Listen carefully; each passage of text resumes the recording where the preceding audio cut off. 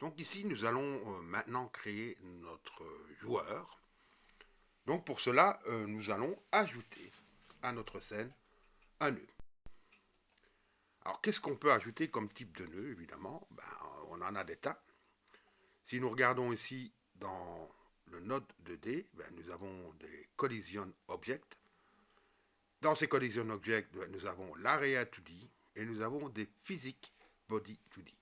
Alors, le static body 2D, on va plutôt le réserver, je vais dire, pour ce qui est statique, son nom est bien indiqué. Dans notre cas, ce sera plutôt un caractère body 2D. Le rigid body 2D est un petit peu différent, puisque lui, c'est quelque chose qui va réagir à la physique, ce que nous n'allons pas faire dans notre cas. Donc, je vais choisir simplement un caractère body 2D. Alors, je vais le renommer player. Et vous voyez qu'à ce moment-là, j'ai un petit avertissement. Alors, qu'est-ce qu'il me dit? Donc, avertissement de configuration nœud. Ce nœud n'a pas de forme. Alors, quand il en parle de forme, en vérité, il n'a pas de collision. Et pour pouvoir, je veux dire, gérer la collision avec les autres objets, ce qui sera un petit peu le principe de notre jeu, eh bien ici, on va devoir lui ajouter un collision shape. Mais avant ça, moi, je voudrais bien lui ajouter un visuel. Alors, remarquez ici, quand on manque de place, vous voyez ici, ça s'est ouvert. Vous avez ici sortie qui est en bleu. Si vous recliquez dessus, voilà, il se ferme à nouveau. Donc je peux également activer le debugger, je peux activer l'audio quand je travaille sur l'audio, l'animation et l'édition de shader que nous verrons peut-être, mais dans une autre partie, pas dans ce projet-ci. Donc ici, nous avons notre player. La première chose que je vais faire, c'est lui ajouter un visuel. Donc je vais rajouter ici un nœud. Qu'est-ce qu'on peut maintenant lui ajouter comme nœud? Eh bien, nous avons également dans les nodes 2D, donc nous avons ici plusieurs nœuds intéressants. Nous avons l'animated sprite, donc c'est un sprite qui va pouvoir être animé. Nous avons évidemment normalement le simple sprite qui doit être quelque part, voilà, ici. Ça ne va pas ce qui va nous intéresser ici, ça ne va pas être ce qui nous intéresse, on va choisir un animated sprite. Encore une fois de plus, il est en bleu. Vous voyez que j'ai un petit avertissement, pardon, ici, encore une fois de plus, puisque je n'ai pas de ressources qui ont été créées. Alors, je vais ici créer une ressource. Alors, il y a une chose également que moi, je vais faire. Remarquez, par défaut, votre configuration est installée comme ceci. Moi, par contre, j'aime bien qu'elle soit, je vais dire, de ce côté-ci. Vous verrez pourquoi tout à l'heure, parce qu'on fait pas mal de drag and drop dans Godot. Donc, je vais simplement ici cliquer sur les trois petits points et je vais le déplacer ici. Maintenant, ce que je veux également, c'est qu'il soit ici. Alors là, c'est vrai que ce n'est pas forcément le plus intuitif dans Godot, donc je vais simplement cliquer sur scène, je vais le déplacer là-bas. Mon inspecteur, je vais le redéplacer ici, d'accord? Le système de fichiers, je veux le mettre tout simplement en dessous, donc je vais sélectionner ceci de ma scène, voilà, et là, ça prend déjà un peu plus forme. Alors, l'importeur, je vais le mettre à côté de scène, voilà, comme ceci, j'aurai accès. Donc ça, pour moi, c'est une configuration que j'aime bien. Les nœuds, je vais les prendre simplement et les glisser, déposer ici, à côté du système de fichiers. L'historique, que je ne vais pas vraiment utiliser, je vais les glisser ici. Donc voilà, j'ai toute cette partie-là évidemment qui est libre, et je vais pouvoir travailler ici. Mais ce qui veut dire que quand je vais faire les propriétés, vous verrez, je le verrai plus facilement. Donc ici, je sélectionne maintenant mon animated sprite. Alors, petite parenthèse également, si vous avez un problème et que vous voulez resetter tout simplement votre disposition de l'éditeur, vous pouvez ici cliquer ici pour le resetter par défaut. Maintenant, vous pouvez bien sûr laisser l'interface comme elle était par défaut. Ça, c'est une question de goût. Alors, qu'est-ce qu'on doit faire maintenant? Bien, nous devons simplement créer ici un new sprite frame. Alors, j'ai créé ici un nouveau sprite frame, mais comment est-ce que je vais faire pour le renseigner? Alors ici, c'est chaque fois des petits composants que vous allez pouvoir sectionner à part.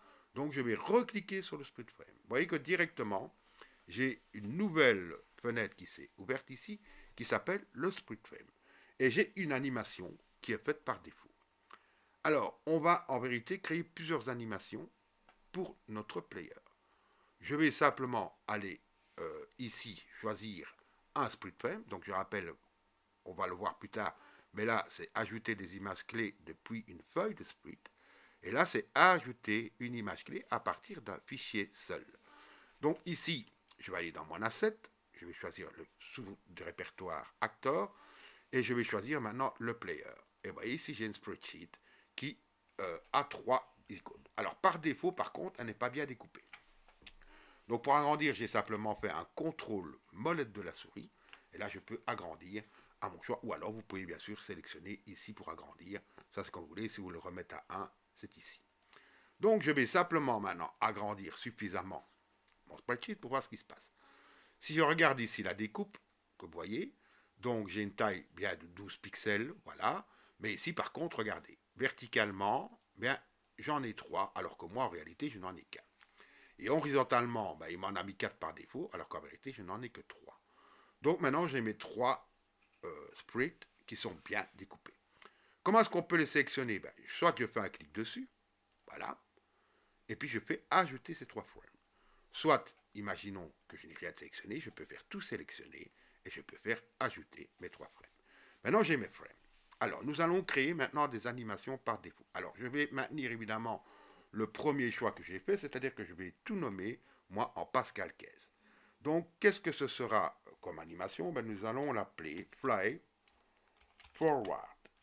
Donc, voler devant, si vous préférez, en français.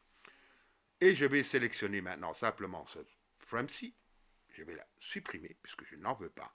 Et je vais supprimer celle-là, puisque je n'en veux pas. Donc ça, ce sera notre première animation, qui ne fera en vérité qu'une seule frame. Donc ça, bon, c'est un choix. Évidemment, on aurait pu avoir des animations plus complexes que nous aurons dans d'autres projets, je vous rassure tout de suite. Ici, maintenant, je vais ajouter une nouvelle animation, et je vais nommer cette animation Fly, eh bien, to left. Donc ça, c'est voler vers la gauche. Je vais rechoisir la sprite frame, la même, bien sûr, je vais l'ouvrir. Ici, par contre, ben, le découpage, il a gardé le découpage que j'avais fait tout à l'heure. Et pour Fly to Left, ben, je vais simplement sélectionner cette frame-ci. Je vais maintenant rajouter une nouvelle animation. Et vous l'aurez deviné, ce sera Fly to Right. Alors, évidemment, si je ne sélectionne pas, ça ne va pas. To Right. Et pour cette animation, ben, je vais de nouveau choisir un split frame. Choisir ici bien sûr mon animation, et cette fois-ci je vais choisir cette frame-ci et je l'ajoute. Je vais faire un petit CTRL S pour sauver. Alors si maintenant je déplace mon personnage et que je lance le jeu, ben, vous pouvez remarquer qu'il est vraiment minuscule. Donc ça, évidemment, c'est pas quelque chose que nous voulons, donc quelque chose d'un peu plus visible. Donc nous allons toujours sélectionner ici notre visuel, et remarquez qu'on a pas mal de propriétés ici. Alors, propriété d'animation, nous l'avons fait, c'est-à-dire qu'ici nous avons plusieurs animations, donc ça c'est l'animation courante, je vais dire. Donc je vais choisir par exemple l'animation Fly Toward. Je vais fermer ce petit onglet. Ah, l'offset c'est un décalage, ça nous en reparlerons éventuellement tout à l'heure.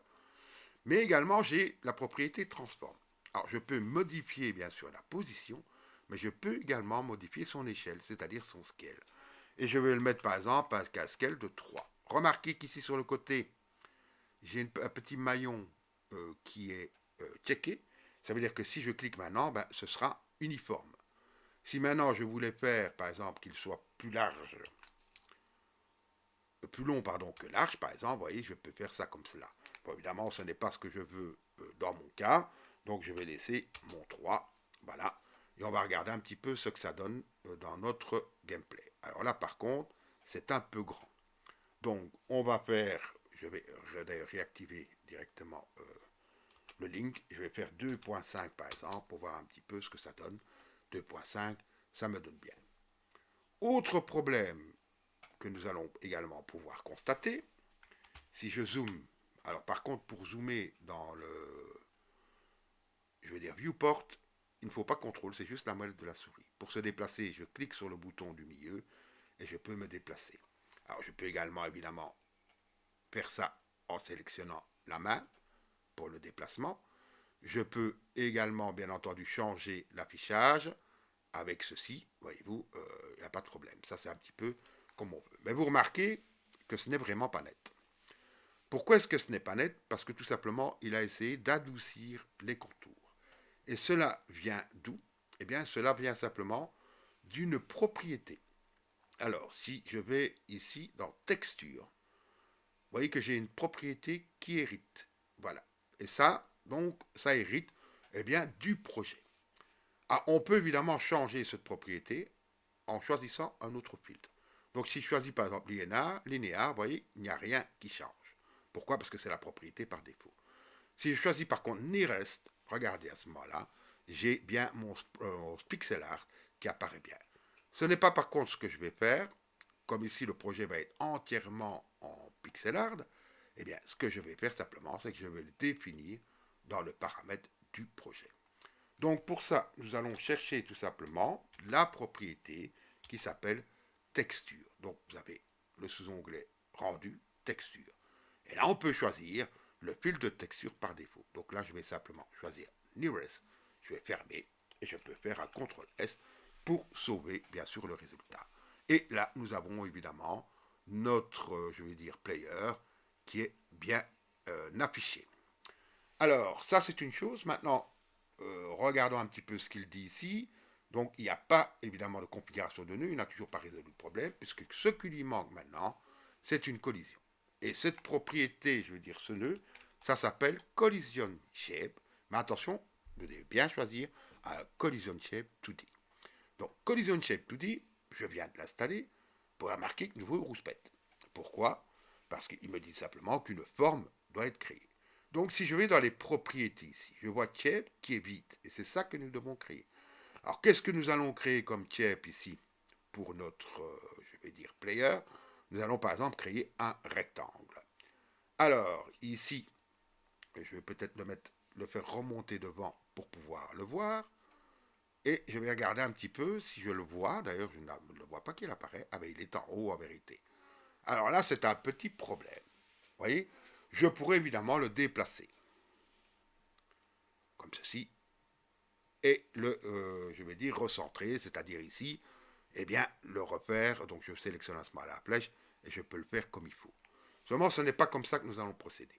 Il faut savoir que dans Godot, chaque scène, en vérité, eh bien, ici, est quelque part préfab, si vous voulez. Donc, c'est un préfabriqué qui va vous permettre, je vais simplement le remettre là parce que je me suis trompé tout à l'heure, c'était pour le voir, qui va vous permettre tout simplement, eh bien, ici, de pouvoir réinstancier, un petit peu comme un préfab, pour les personnes qui ont peut-être déjà utilisé Unity, mais ici, il le faut automatiquement. Chaque scène peut être instanciée dans une autre scène, et ça, c'est important.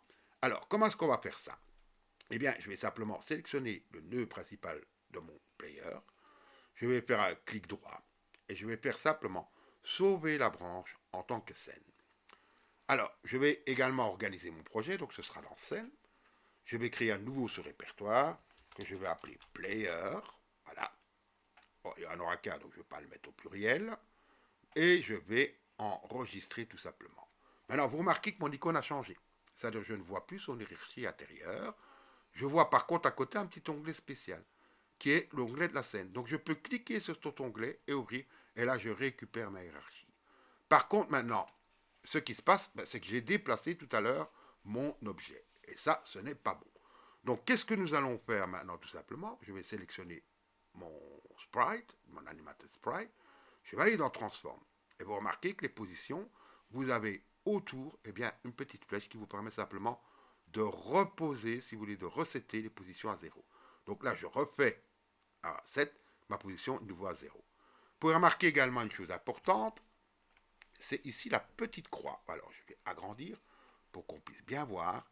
C'est la petite croix que vous avez à côté. Cette petite croix, eh bien, c'est tout simplement le centre, si vous voulez, de l'offset. Donc, notre objet, quand nous allons le placer, quand nous allons le déplacer, sera toujours par rapport à cet offset. On peut éventuellement, évidemment, changer cet offset. C'est-à-dire que je peux mettre, par exemple, que l'offset ne sera pas centré. Donc, le point de référence qu'il va prendre, ce sera à ce moment-là, à cet endroit-là. Je peux également, bien sûr, déplacer, par exemple, l'offset si je veux. Moi, ce que je veux, évidemment, c'est que mon offset soit au centre. Donc, je vais tout simplement réactiver tout ça. Alors, collision shape, eh bien, je vais faire la même chose. Donc, je vais aller sur son transform. Je vais resetter sa position. Maintenant, je peux évidemment redéfinir correctement, eh bien ici, mon collision shape, voilà, et je peux bien sûr procéder à une sauvegarde. Je vais également faire une sauvegarde du projet, comme ceci. Maintenant, vous remarquez qu'évidemment, mon onglet est redevenu à la position 0, puisque ici, il faut savoir que la position eh bien, de ce player, eh bien, ici, quand vous travaillez dans la scène, c'est en rapport avec sa scène, donc ce n'est pas la position globale. Quand on travaille ici, c'est la position par rapport au nœud level. Donc le nœud level, évidemment, reprend tout le viewport, donc c'est ça qui est important de comprendre. Donc si ici, d'ailleurs, je vais sur le transform, vous voyez qu'il est à 0, 0, et 0, 0 pour Godot, c'est quoi? Eh bien, c'est le point ici, inférieur, bien entendu, supérieur, pardon, gauche. Donc les coordinates commencent ici. Donc si par exemple je vais faire descendre mon objet, qu'est-ce que je dois faire? Je dois jouer sur sa position, par exemple Z ici, et je dois eh bien l'incrémenter. Alors normalement ça fonctionne pourtant. Attendez, je vais me remettre ici. Alors si je fais par exemple 50, vous voyez, eh bien mon objet descend. Normalement ici, si je me mets sur le Y et que je fais ceci, vous voyez, on peut directement jouer comme ça. Bon, moi je vais le déplacer évidemment, je vais dire manuellement. Alors pour cela, je vais tout simplement le prendre et le mettre ici. Alors, on va laisser une position, par exemple, on va arrondir un petit peu de 350. Je rappelle qu'ici, par exemple, ma position, c'est 256 de l'écran. Donc si je mets 256, vous voyez qu'il était placé à l'extrême gauche, à l'extrême droite, pardon, décidément. Maintenant, je vais faire 256 divisé par 3, par 2, pardon, et mon, voyez-vous, mon player est directement placé au centre. Donc voilà ici pour la mise en place de notre player. Donc voilà, c'est fini pour cette partie de mise en place, je vais dire, du player. Dans la session suivante, eh bien, nous allons commencer directement à le coder. Donc je vous dis à tout de suite pour le coder.